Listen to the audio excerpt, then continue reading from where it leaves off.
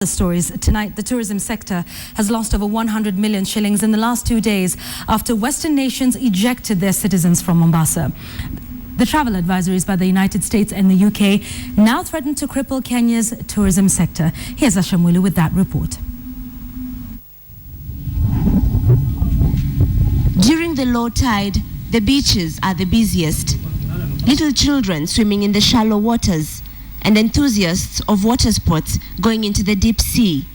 But all the lively buzz is gone, and an unusual silence has taken over. It's not hard to notice the worry on the faces of those who make a living at these beaches. All their customers have packed up and left. Wakati ulitangaza mambo ya wazungu, mambo British na America kurudi kwao, ndio biashara iliharibika kabisa. Ikawa sasa hata kama hakuna wazungu kabisa. Sababu tunapata utaliko biashara kwa mzuri sana. Tunatarajia kwa siku zapata 2,000, 3,000. Sasa tupata hata 100 tupate per day.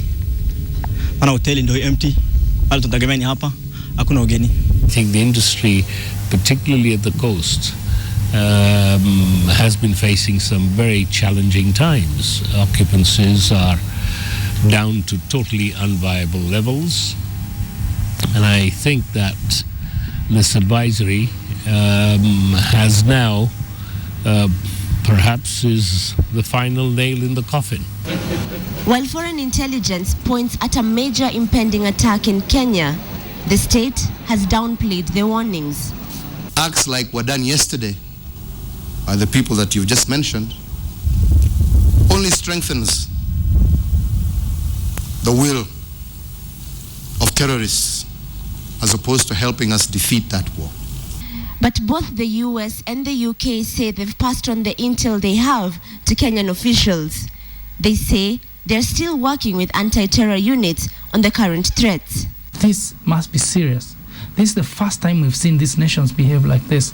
There have been people saying, no, it's because Chinese Prime Minister came around, they're trying to hit back at us. I don't think those nations are as cheeky and as cheap as that.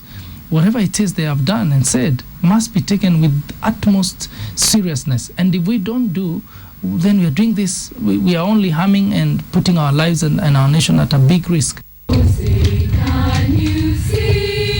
So far, reports indicate that Washington is considering downsizing its embassy staff in Nairobi as a precaution to the terror threats.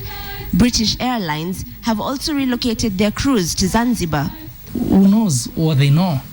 And the question of, do they trust our government? Do they trust our intelligence machinery to be able to execute that information? In the face of huge failures, like it's claimed about Westgate, that intel was there and somebody refused to act. I think they're just going out of their way and saying this is a greater risk, breaking a friendship with a nation than actually losing our citizens in that country.